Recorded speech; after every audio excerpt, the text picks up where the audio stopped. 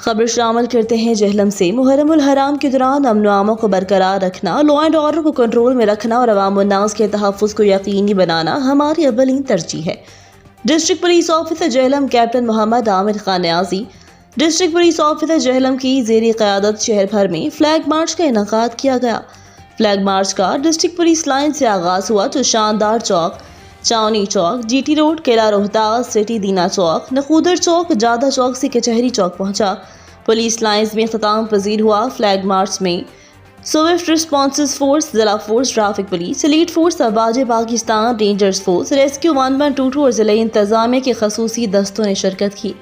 ضلعی پولیس محرم الحرام میں سیکیورٹی کو یقینی بنانے میں مصروف عمل ہے۔ فلیگ مارچ کا مقصد ملک دشمن عناصر کی حوصلہ شکنی کرنا، ان کی مذموم عزائم کا قلع کما کرنا ہے۔ مزید خبروں اپڈیٹس کے لیے وزٹ کریں ریٹ نیوز.pk